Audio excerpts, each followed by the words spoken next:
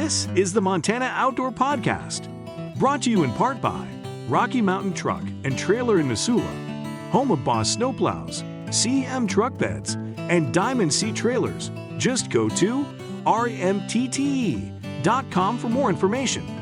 And by Superior Hardwoods of Montana, home of the largest selection of in-stock high-end wood products and flooring in the western United States. Let them guide you through the woods at superior-hardwoods.com. Now, get ready for more fascinating topics and the most interesting people you will ever find in Montana's great outdoors.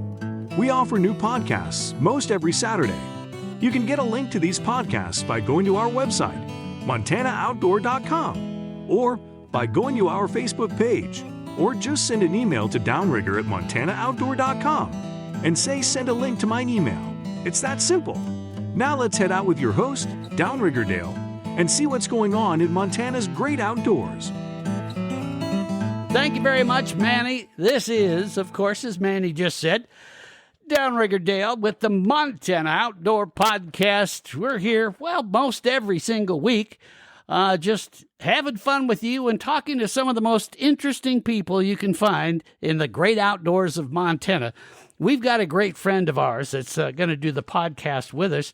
Now, some of you, especially those of you that subscribe to the Billings Gazette, you've probably read this guy's articles many, many times. Also, if you listen to the Montana Outdoor Radio Show, you've heard our guest every Saturday morning and also read his articles in MontanaOutdoor.com. A great reporter and a great friend of the Montana Outdoor Radio Show and a friend of the Captain and I's. That's our brother Brett French. And, of course, the Captain's on board with us, too. Captain, I'm going to start with you because I'd like to know, how did you and Brett French meet? You know, you've been doing that Montana Outdoor Radio Show for 25 years. When did Brett become part of that program? Well, it was a long time ago. I can tell you that Mark Hinkle used to be the outdoor editor of the Billings Gazette. I got to know Mark extremely well, and Brett was Brett, maybe, I'm sure he'll correct me, I believe you were working for the Gazette in the outdoor in that outdoor section, weren't you? Yep, that's correct. Yeah, when you and I first met, and then Mark Hinkle passed away, and it was just a natural transition for you to become the outdoor editor of the Billings Gazette. Now, the question I have, and I don't know what year it was, I mean, time flies, but the question I have is, how did you get into that capacity of the out? When did you start writing? Because I understand you used to be a sports writer for one of the newspapers in the state. Well, I've been in journalism for 38 years. Here at the Gazette for about the past 20 years, and started out in journalism school at the University of Montana. I was a trader. As we've mentioned before, when we get to the Cat Grizz game, I grew up in Bozeman, was indoctrinated as a Bobcat, and went to school in Missoula and couldn't cheer for the home team, and graduated from there with a journalism degree, and then started out working at the Missoulian part-time, and then went to Hamilton and Sun Valley and Seattle, and came back to Montana, first at Helena before coming over here to Billings. Okay, all the while for Lee Enterprise newspapers? Not in Sun Valley and Seattle, but, even Hamilton back then wasn't owned by Lee yet. So when you and I met, when Mark passed away, Mark was on the radio every Saturday morning with us. And I felt we needed a representation from the Billings area, and I think that's when you and I had the conversation as far as you participating in the Montana Outdoor Radio Show. Is that correct? Yep, that's correct. I think you tackled me at the funeral service and asked me to take part in the in the radio show.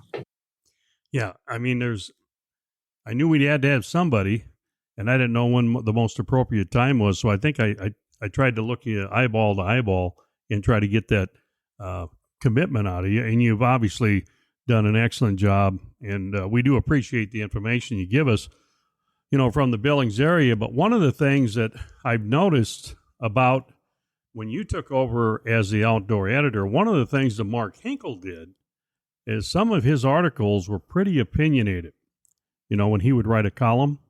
But you've kind of stayed away from that a little bit. Am I accurate on that, or is there a reason for that if I am? Yeah, I think you're right. Mark wrote a column, so we in the journalism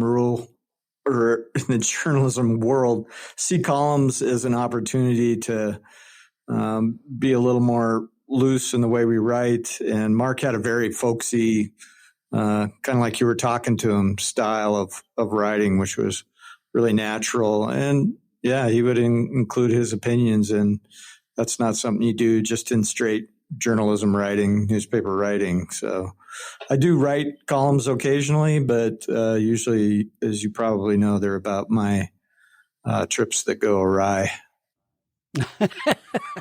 And we'll get into some of those. Of course, with a dynamic host like the Captain, we tend to break that mold often because he seems to have an opinion on everything. And of course, me being the meek and mild-mannered person that I am, I rarely give any opinions. Right, Captain?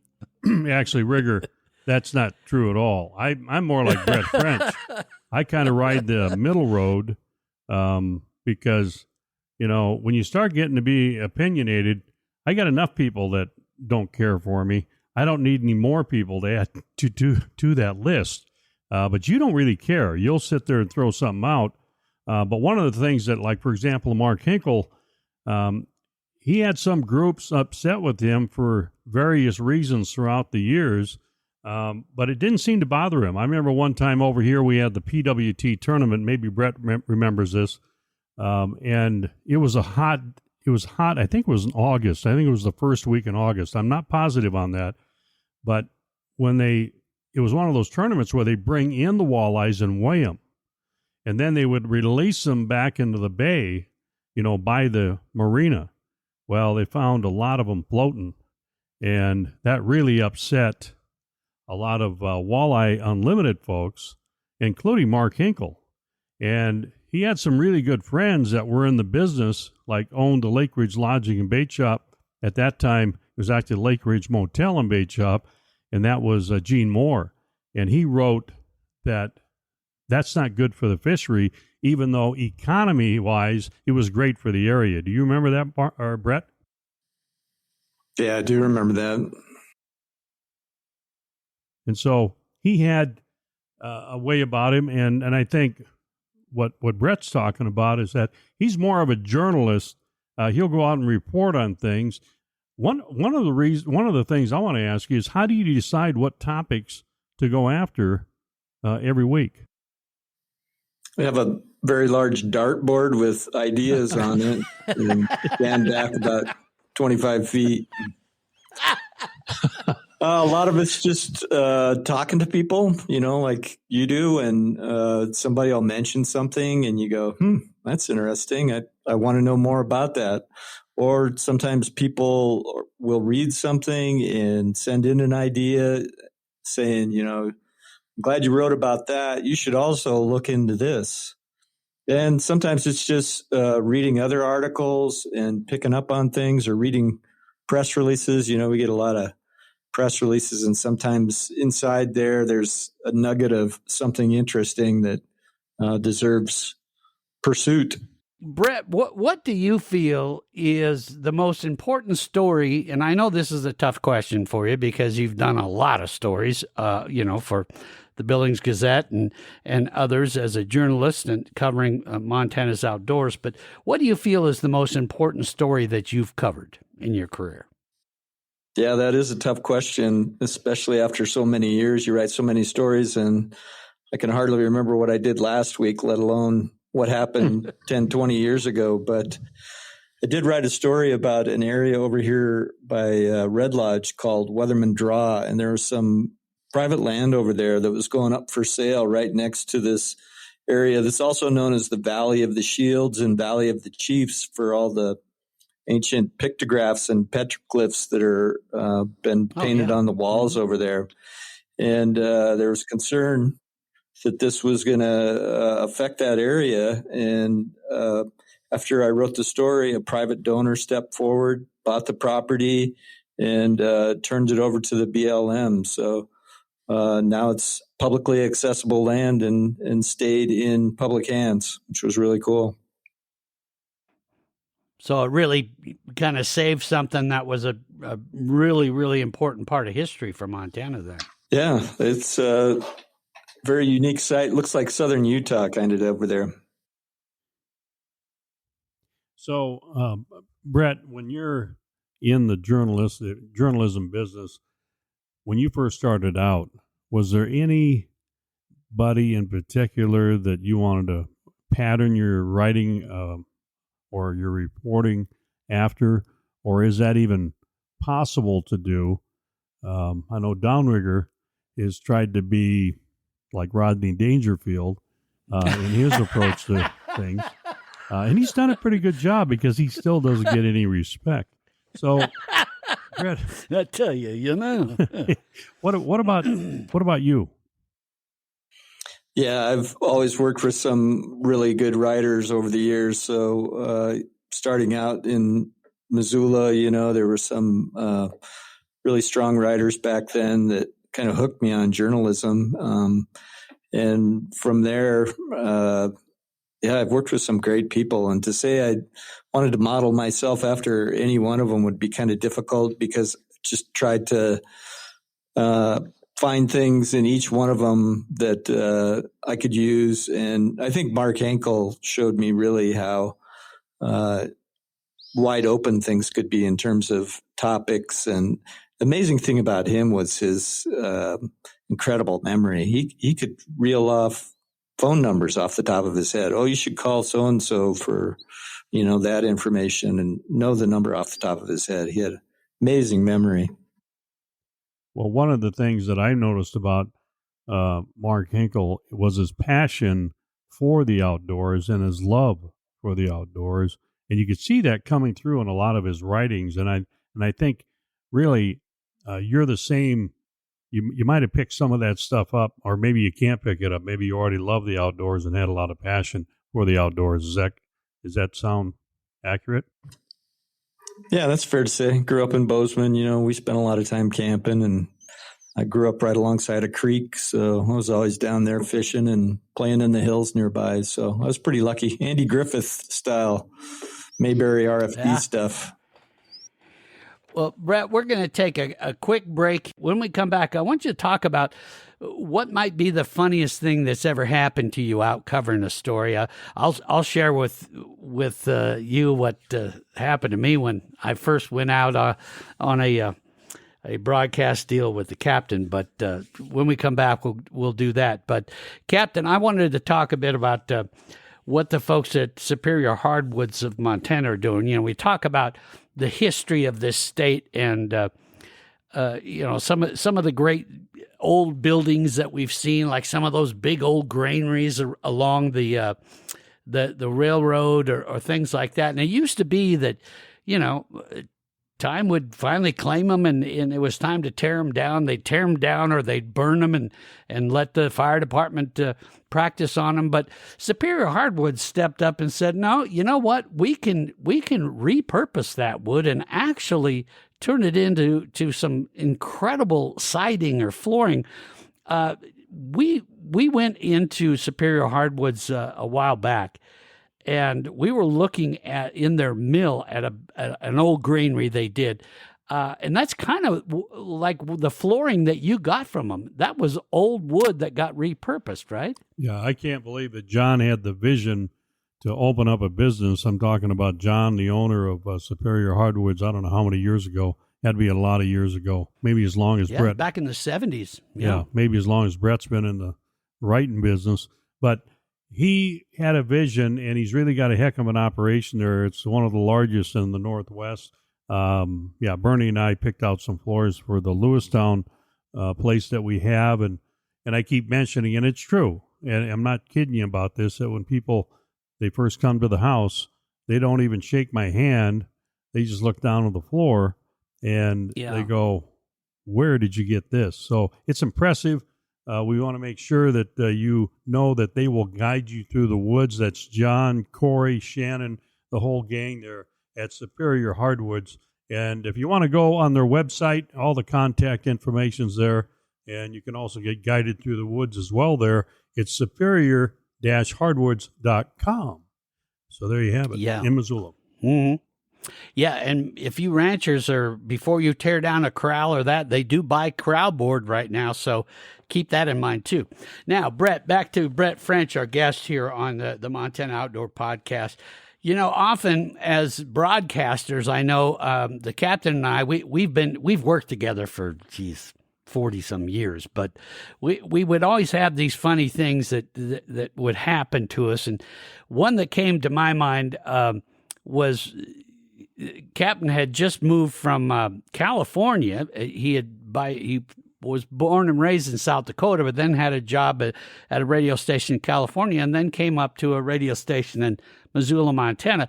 And I had just been working at that radio station as well, so we were kind of new to that station and new to each other. And we went up the Flathead Valley, and we're kind of introducing ourselves to sponsors and, potential sponsors to the radio station and that.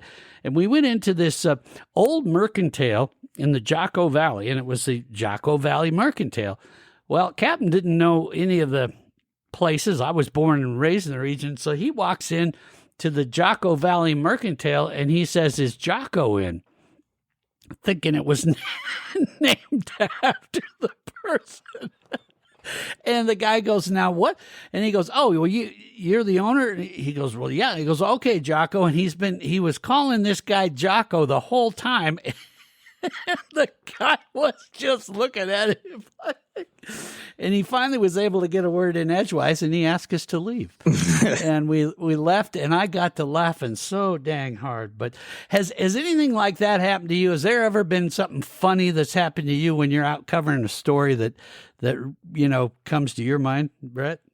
I have a really hard time thinking of anything that fit this question. But I do remember going out. I don't know if you guys ever met Bob Crum at the Moore shows. He was a column writer for the Gazette from Wyoming, and he would do fly casting shows up at the Moore show. Mm-hmm.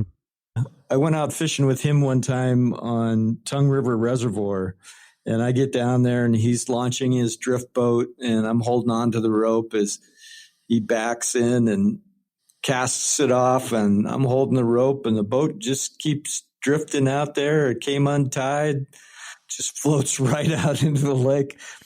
And, he's older than me. He's probably got 20 years maybe or so. And he says, "I don't know how to swim." And I'm thinking, bullshit. So I strip down to my underwear and jump in and swim out, get the boat and pull it back, I think later on he told me some story about being a lifeguard when he was in high school too, but I don't remember. Oh, geez. Captain, you and I got to spend some time with Brett. And one of the things we tend to tease him about is it seems like every time he's come to join us fishing, the fish stop biting. Have you noticed that about Brett? Well, yeah, and I do want to add something to your little funny story. It's interesting that you would point me out as being the subject of your funny story. But I will say this: I was a little bit, and am a little bit older than Downrigger, and I was barely, but yeah. I was going to show him how to sell. Yeah, and that's when we went in there, and I did a heck of a job of doing it. Yep, you know what I'm saying. So anyway, Jocko. And I didn't let the guy talk at all, No. You like I say, he finally got a word in edgewise and just told us to leave. Yeah, he just after the silence came, he said, "No, get out." So, so what? Oh yes. The walleyes are biting like a son of a gun. We were down there at Hell Creek, and I said, "Brett, why don't you drive up here and jump in the boat with us?" And so he did. And do you remember how many miles we put on that day, Brett? I mean, we went from the J marker west of Hell Creek to, I think, we might even went to this Timber is on Creek. Fort Peck, by the way, for people that aren't sure what he's talking about. And Fort Peck Reservoir. And then we went east and tried to, I mean, we stopped, I don't know how many places we stopped in, but you basically shut that lake down cold. Yeah, I remember that guy was catching bass right next to us, and he said, "Come over here." And he told us what to use and everything, and nothing. I remember that. I think you caught one. Yeah, he goes, we haven't been able to keep them off the line, and my wife and I are just getting tired of catching these little smallmouth bass. We've just had a blast. So you guys, we'll move off of this point. You guys take over, and we pulled in there. And nothing. Well, there is a time though that Brett actually, he must have ran out of stuff to write about because he actually wrote a story about us in the Montana Outdoor Radio Show. He came to Rock Creek, and we went out and we actually did catch some fish that time. But it can happen, and that's one of the things that I was wondering about when you're deciding. You decide on it seems like anymore, it's like the corner crossing issue or, the wolf issue. When do you decide to write about some of the personalities that are involved in the outdoors of Montana? What makes you make that decision that they're worthy enough to be featured in a story that you write?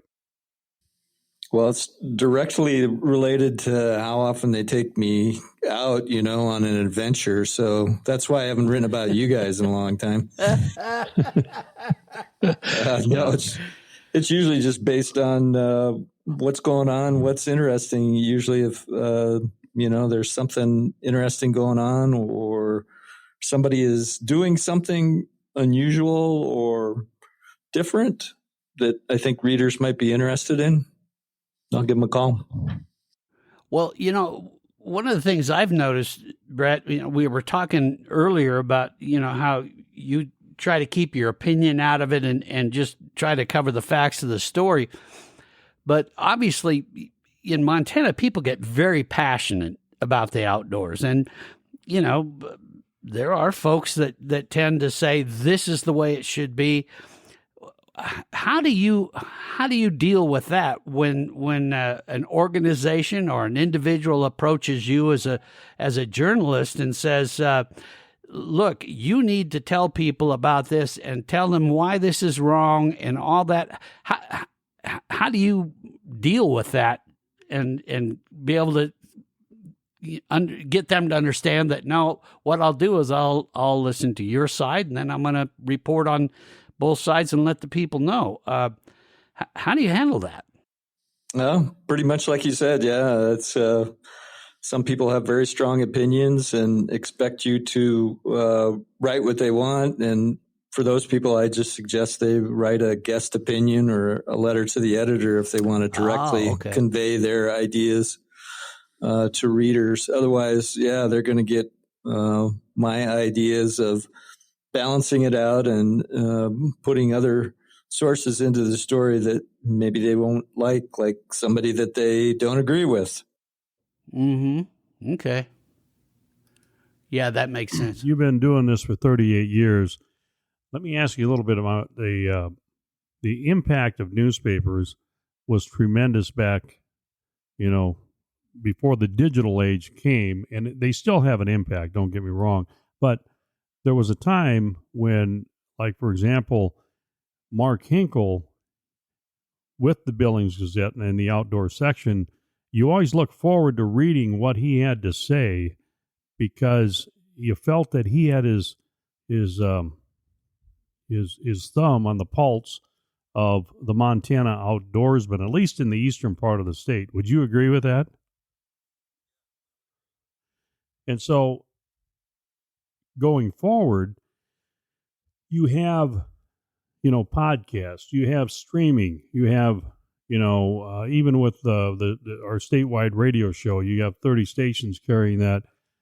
There's just so many other options for folks to get information. Social media is taken over quite a bit of that information. Sometimes it's just somebody bragging on themselves, how they did in the tournament or whatever, or showing their kids pictures and that. I know when I tried to, it used to be very easy to get somebody to send me a picture to put on MontanaOutdoor.com. Now, sometimes I have to wait until they get it on their Facebook page. Then they'll send it to me. Have you noticed what changes have you noticed? I should ask you that you've noticed in the media throughout those 38 years. Yeah, you're right. Social media is huge now. And so people find stories on Facebook and Twitter and TikTok and Instagram. And hopefully, if you're providing a good product like you guys do with the radio show, you earn their respect and they come back to you and look for your stories to learn. Or it's just sometimes when I've gotten the biggest response from people is just talking about trips I've done, backpacking in the Beartooth Mountains and stuff. And people that can't get out and do that anymore, it really revives a lot of memories for them. So that's pretty cool. You brought up a good point there. I think one of the things that appeals to folks is if somebody goes out and does an activity, whether it be fishing or hunting, and you are a fisherman and a hunter, and I think they can relate to you a little bit more rather than you just being somebody behind a desk. And then when you go out to meet these folks, are they surprised? I mean, are you surprised at some of the responses you get from them? Because you are Brett French, the outdoor editor of the Billings Gazette. Yeah, they say, wow, you're a lot skinnier than you look in your photo. Yeah, what about the gray? What about the gray hair? I get the opposite. Yeah, or you the look lack younger of hair. too. Is that your high school photo?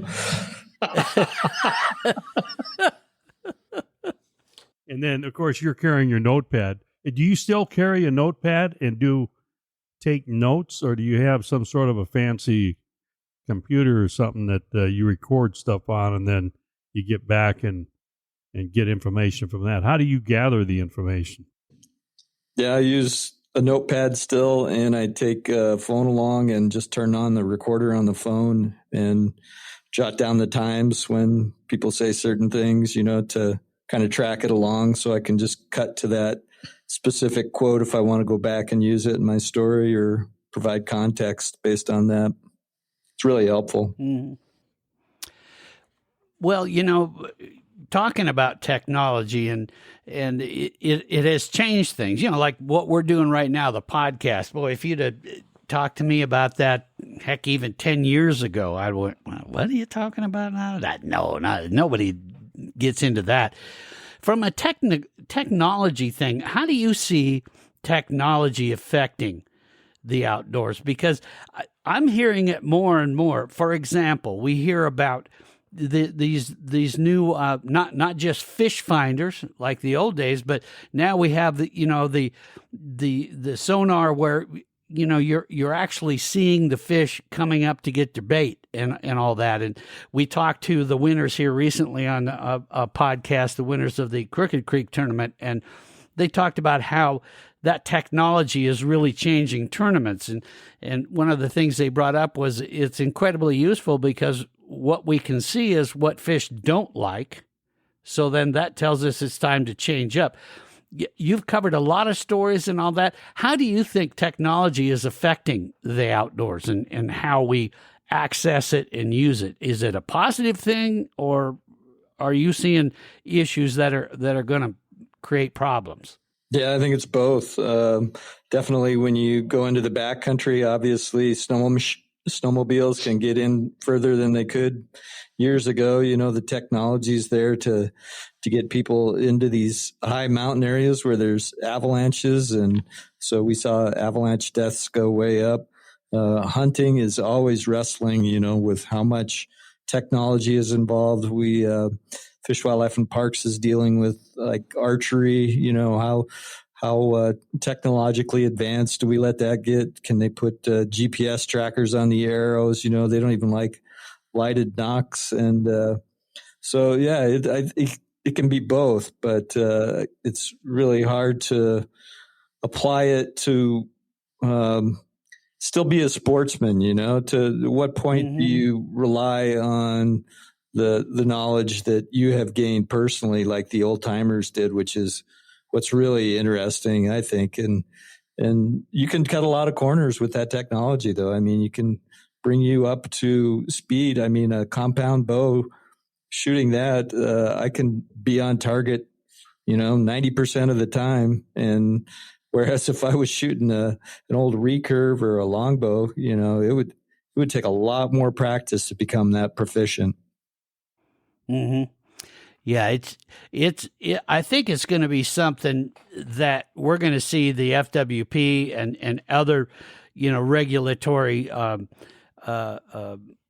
areas are going to be forced to have to deal with this more and more. It's really going to be interesting, because on one side of it, I could see the old timers that, if they had that technology, they'd probably use it. But on the other side, in managing wildlife and that, when are we going beyond the fair game, the fair hunt? So I think it's going to be an interesting one. Captain, why don't we take another quick break, and when we come back, Brett, let's talk a bit about if you could interview anybody, and I mean anybody, even somebody dead or alive, if you could have that interview, who would it be? I want you to think about that when we come back. But Captain, let's talk a little bit about the folks at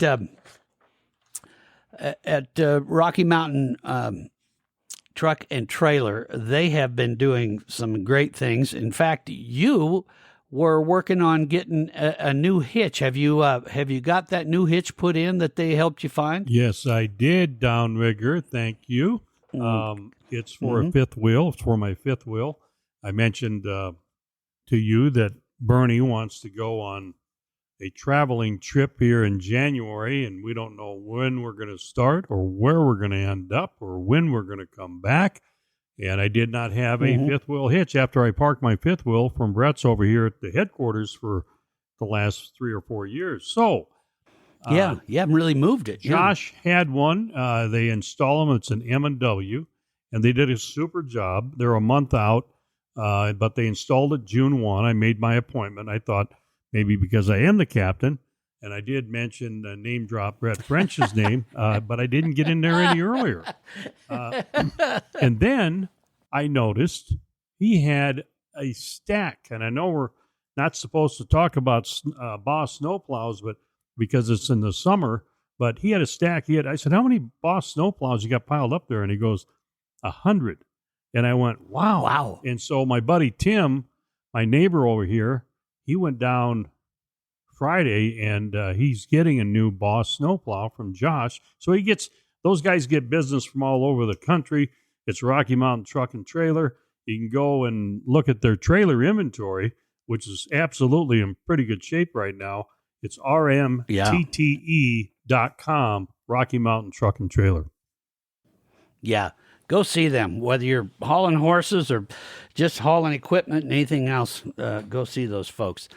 Talking with Brett French, outdoor editor of the Billings Gazette, also on the Montana Outdoor Radio Show with us all the time. Brett, I think all of us in media have our heroes or people that we've always thought, boy, it'd be neat to talk to that person. Is there anybody that you've, if you could interview, who would that be? Yeah, another tough question. Wow. I thought about that, and I'm not really interested in talking to anybody. I'm a history buff, and I would like to go back and talk to the first guys who came into North America from Asia that paddled over probably or walked over along the coastline of Alaska there and came down to North America eventually. They must have some great stories to tell about coming into a place where there were no other humans and game everywhere. Must have been a wild trip. What would you ask him? What was if you could go back in time and yeah, what was that like to come here and not find any other people around and plentiful game and fish and just a whole new world that is all open to you? Mm-hmm. Well, when you think about it, in Montana, there is still some places almost kind of like that where you get way out, in the boonies. And I mean, you could go several days without seeing anybody. And you, as an observer and a reporter in the outdoors, how do you see Montana going? I mean, we're seeing more people move in here. It's become more popular and that. Are we ever at the risk of it kind of losing that mystery? Yeah, I think some people are saying that's already coming with, we saw that especially around COVID when people moved in here and we saw more people going outdoors. The fishing access sites got more crowded. The hiking trails got more crowded. And people who used to live in states like Colorado that have seen that growth in development or, had moved here to get away from that. And now they're seeing that here. So, yeah, I think it's definitely a concern and something that Fish, Wildlife, and Parks has to deal with in terms of funding, too, because you're seeing people using these facilities like fishing access sites, and they're not fishing, so they're not paying to help keep those sites up. So the legislature has tried to work to figure out a way to raise money off those boaters, maybe through a tag or something like that. And they've never quite figured it out. And the same thing for hunting too. We've always relied on hunter dollars to help manage wildlife species, but there's a lot of people coming to see wildlife that don't contribute to that. So how do we tap into that money to help manage, and fund those management agencies to take care of things that we all care about? Because obviously there is a lot of trash and stuff sometimes when you go to campgrounds, people just not being respectful, and it'd be nice to have a way to help fund some of those upkeep programs. Well, and I wonder sometimes on how this, I guess some of it's trial and error. You look at the way that they were trying to just manage sightseers on the Going to the Sun Highway in Glacier Park and saying, okay, well, now you got to get a reservation to be able to travel across that. And it seemed to me that they were giving a lot of access, favoring more to people from out of state. And as a Montana native, that kind of ticked me off. How do you see that getting under control? I know, like Representative Ryan Zinke got really hot with him about how they were managing that. Where do you see that going? Yeah, that's a tough one because it is a limited resource. Like Forest Service cabins, you used to be able to rent those out no problem, and now you've got to plan months out ahead of time. Same thing with campsites. If you want to go up near Glacier, people are booking those things up 3-6 months out. They do save some of those for, the first come, first serve. But you go down to, the park in Utah, they don't even allow you to drive into Zion anymore. You have to park your car and take the bus because it's so crowded. It's just one road in and out. So, yeah, it's difficult, especially for people like me who aren't really good about planning far out ahead. Yeah. I know that I've heard a lot of complaints from resident hunters about out-of-state hunters coming in. And it's true over in this eastern part of the state. just seems like they're getting more and more people from Washington, and not picking on that state, but I mean, there seems to be a lot of Washington plates coming around when it comes to hunting season. And, they're traveling over and they're shooting just about anything they see. And I think some of these other hunters and they're all opinionated. They're saying, why don't you let the bucks grow up a little bit so we can have some trophy animals. And that's one of the reasons that FWP actually has some areas where you have a special drawing. When it comes to fishing, I know that Sakakawea, which is a reservoir on the Missouri River in North Dakota, they're catching right now very nice walleye that are 17 to 20 inches, maybe up to 21 inches in length. They're getting the limits, but you got to wait at the boat ramp. They're all fishing in a certain area. When it comes to cleaning the fish, you got to wait to get your fish cleaned because there's only so many fish cleaning stations. Well, I just had my brothers over here at Fort Peck, and we pulled up, and there's quite a few people in the parking lot with boat trailers that had already launched, and we put our boat in, and we started going up the river, up the lake, and my brother goes, "Where are all those boats?" I mean, Fort Peck is a heck of a jewel when it comes to if you want to fish by yourself. As big of a lake it is, it really is an advantage when you want some fishing. I'm not saying that you're going to have somebody come in and fish where you're fishing, but it's certainly not like a lot of lakes that have a good walleye population, a good lake trout population. Have you ever had any feedback on Fort Peck being that way, Brett? Yeah, I think, because it's got as much coastline as California, it's easy to get away from people. What always made me mad is I don't have a boat, so I'm standing on the shore and some guy comes along and anchors right off where I'm fishing and sits there in his boat and casts. So that's when I wish I had my slugs and my shotgun, along so I could put a hole in the hull. I'm sorry I did that one time. I didn't mean to. Yeah, there's a whole I told you there. Captain, I told you we were lucky that he didn't have a gun on him. But, well, he's always invited in our boat, by the way. He knows that. Yeah. Well, we're getting into, some of these issues that are coming up as a reporter on the outdoors. Brett, what do you see as maybe the biggest story that you see coming down the road? Or maybe you're working on one. I think it's, over time we've seen the climate change a lot, and people don't like to hear that. Climate always changes, but it's going for the worse right now, and we're seeing more moisture coming as rain instead of snow. That means drier rivers in the summers, and we're seeing the effects of that on the Big Hole and the Beaverhead and Ruby, where they're putting in restrictions now on fishing because those low flows in the summer are making the fish more susceptible to disease. And that also affects our big game too, because they're attracted to these agricultural areas where there's pivot sprinklers watering and irrigation ditches. And so they're camping out on private land and they're not on public land. So I see it only getting worse, and dealing with it's not going to be anything easy. Everybody has to give. And that's maybe one that's not really surmountable, I think, in our lifetime, unfortunately.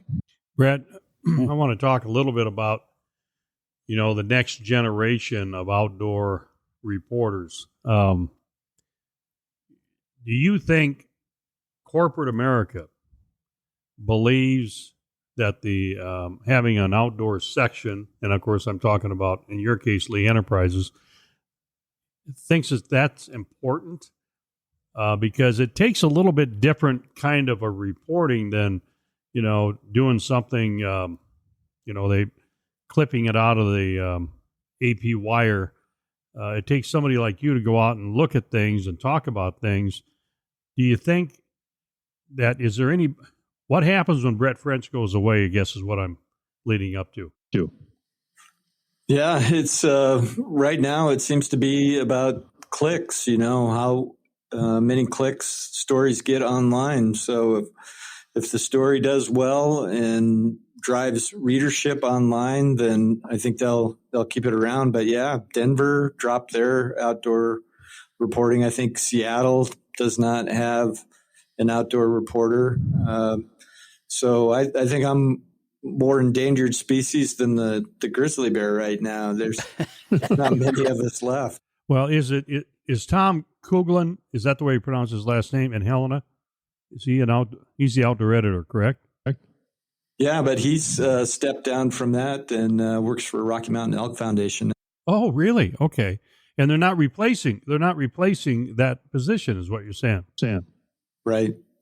Wow. Well, see that kind of concerns me just from the standpoint of Montana. The outdoors is a huge part, not just of who we are as Montanans and that, but it's a big part of our economy. In fact, an interesting stat that there's only one state in all of America that has a higher percentage of their GDP that deals with the outdoors, and that's Hawaii. Other than that, Montana is number 2. So, if that goes away, as far as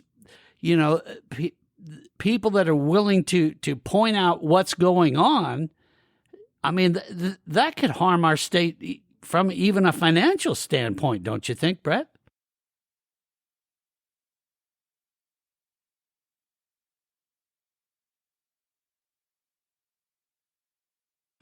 Yeah, but that to me, if we let, and this is just my opinion, but if we let social media start dictating what the story is, which often you get a very distorted view of what the story really is, I think we're in trouble. I don't disagree. One of the things the Gazette was known for years was their weekly fishing report. Who was the guy that used to do that, Brett? Yeah, is he still working there?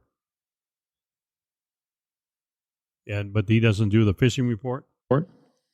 We've lost staff, so he had to take over other duties, and that was just one thing that he couldn't find enough time to do in addition to all his other new duties. So, no. Yeah, and I thought on a readership standpoint, I think people look forward to seeing that come out. Would you agree? We get mixed views on it. Some people love to read it, whether they go fishing or not. They just want to see what's going on. As a writer, it gets kind of boring sometimes because the sources will tell you pretty much the same thing every week. They don't they don't really mix it up a lot, so it can be kind of dull from that point of view, and it takes a lot of time. You got to work the phone, and call all those sources, and it's hard to keep it fresh. So, but yeah, some people wonder why you're devoting so much time to it, but others just love it. Kind of love-hate. You could always do like what we do on the Montana Outdoor Radio Show. If we don't know, we just make it up. There you go. But, no, Brett, do you see? Is there one thing, since we're on this topic, is there one thing in Montana's outdoors that you see is whether it's an issue or whatever that is the most misunderstood right now out there by the public? I think what people don't understand is the power that they have to influence decisions at the state level and to be vocal and be heard on issues that are important to them. It tends to be controlled by certain groups, and I guess that's fine if you think they're speaking for you. But it is a citizen legislature. People have the opportunity to even call in now with Zoom and give their 2 cents. And it, makes a difference when legislators hear from their constituents that they feel a certain way about an issue. It makes a difference, and it should, it worked for us.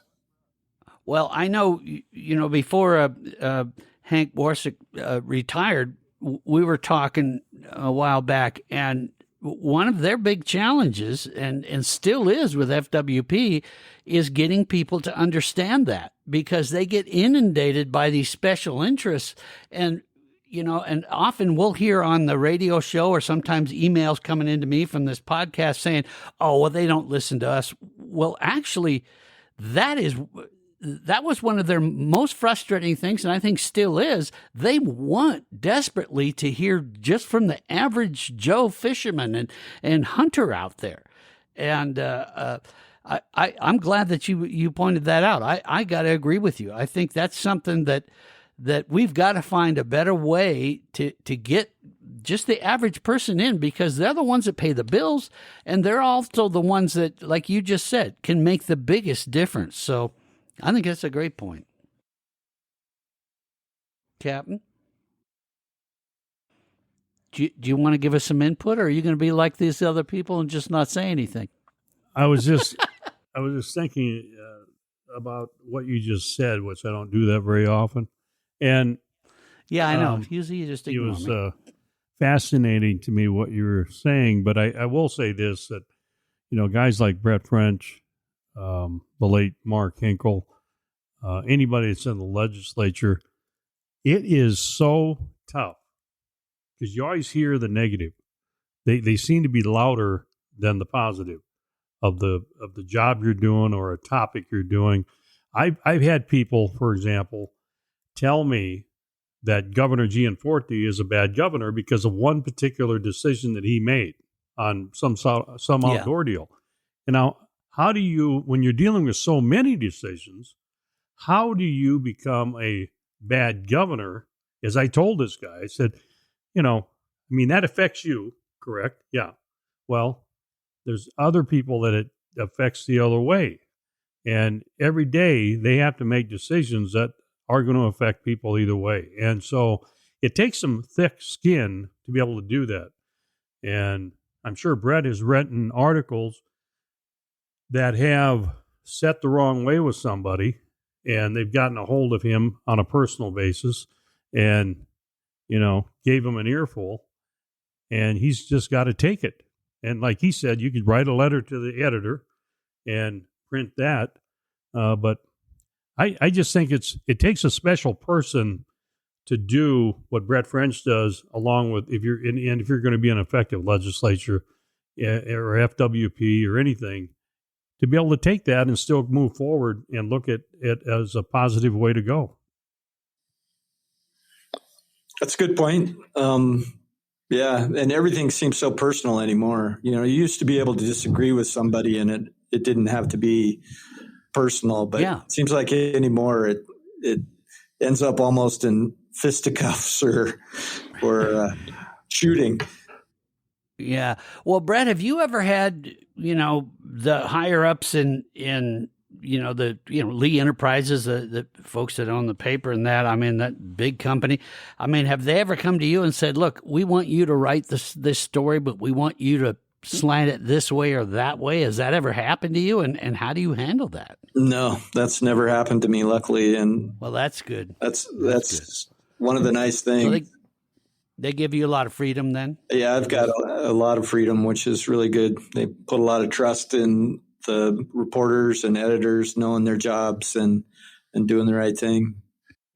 Mm-hmm. And what about the general public? People that listen to this podcast or listen to the radio. Is that something that you would like to hear more feedback from them about? What stories they'd like to have you cover or look into? Or oh yeah, how do you do that? I'm always interested in story ideas. Some of the best ideas I get are from people dropping me an email or picking up the phone. Or it's nice to hear from people to get the more personal slant on things. Some people, unfortunately, will say, you ought to do a story on this, and I'll tell you why, but don't quote me. Yeah, well, that can happen too. And you didn't hear that from me, So that can make it kind of difficult sometimes because they want me to write about something that only the insiders know about, maybe, so that can be a little difficult to do. So you're a graduate from University of Montana Journalism School. How is the journalism school doing? Where do these folks these kids go when they graduate? What kind of work do they do? Are they working for blog sites? Because newspapers not hiring, are they? Actually, there probably are jobs out there in the newspaper industry. They've been a lot of layoffs. I think I saw somewhere the workforce had been cut by 30% in the last decade, or maybe it was even more than that. It's been quite a bit. Maybe they're not going into newspapers. Part of the problem, is just if you're working at a smaller paper, making a living wage. I started out in Hamilton years ago. I was making $6.10 an hour, and you can't find a place to live anymore that you can rent for that kind of wage, So, I don't know where they're going, Captain. Some of them are staying in newspapers I've seen, but others are probably going into communications and things like that to work for a corporation where you can make a decent salary. Wow, $6.10 an hour. Are you sure you weren't working for the captain? Brett, let's get into the, we've talked about a lot of serious issues and all that, but let's get into the fun side of things. You're not just a reporter, you're a Montanan and you like to get out. What is your favorite thing to do in the Montana outdoors? Yeah, that's another tough one. I think I have outdoor ADD. I like to do whatever's happening that season. And part of my problem is I like to be doing so many different things that it can be hard to pick one. But I think in the summertime, I'd love being with my family and on a river in the raft, because it kind of confines you to that area and everybody has to interact and you're in a beautiful place. It's kind of a scenic, slow ride if we're on, a gentle float. If you're on whitewater, it's fun because it's kind of teamwork and it's exciting. So I'd have to say that's probably my favorite place. Mm-hmm. Well, Brett, I want to thank you for your time and, all your honesty and what you do. And I, for one, hope you're not going anywhere because you've been a huge asset to us and bring some great stories and all that. So as far as if people do have suggestions, those of you that are listening, I will put some contact information for Brett in the notes on this podcast so you folks will know how to get in touch. If you've got a tip or something for him, we'll get you in touch with him. And so Brett, thanks so much for joining us here on the Montana Outdoor Podcast. Yeah, thanks, guys. Been fun. Captain, you got anything to wrap up? Yeah, I just want to say that, to know Brett is to know he's not full of himself like somebody I know. And he does. See, I wonder who you're talking about. He does a great job. He doesn't realize how important. I think he probably, maybe he does, maybe he doesn't. But I'm going to tell him how important he is to the outdoors of Montana. And, he's one of these guys that when he goes away, who's going to fill that notepad and with that pen? That's what I worry about when a guy like Brett, because corporate America doesn't see the need to replace him. It doesn't make any sense to me because they aren't in amongst the folks. And it's such a huge industry in hunting and fishing, and people enjoy it so much. And if you look at the parks, they're all full. If you look at the campgrounds, they're all full. There's a lot of participation. So we need guys like Brett French, and I guess it's going to be up to him to recruit somebody to take his job when he leaves because he's no spring chicken. How old are you, Brett? 62. Yeah, so yes. You're getting up there. You still got about a good 20 years left. So anyway, I appreciate him, so I know that for a fact. Thanks, guys. All right. Well, there you have it, folks. Another Montana Outdoor Podcast in the books. Thanks so much for joining us. Again, check those notes, the podcast notes there, and I'll get you contact information and all that so you can give Brett your feedback and also give us your feedback. And folks, be careful out there. Keep your head on a swivel, as they say. Tell us what's going on in the great outdoors. Until next time, we'll see you here on the Montana Outdoor Podcast. Thanks for listening to the Montana Outdoor Podcast. It has been brought to you in part by Superior Hardwoods of Montana, home of the largest selection of in-stock, high-end wood products and flooring in the western United States. Let them guide you through the woods at superior-hardwoods.com. And by Rocky Mountain Truck and Trailer in Missoula, home of Boss Snowplows, CM Truck Beds, and Diamond Sea Trailers. Just go to rmtte.com for more information. So what did you think of today's podcast? Send your questions and comments to Downrigger at montanooutdoor.com. We should be dropping a new podcast this next Saturday. Until then, we will see you soon out in Montana's great outdoors.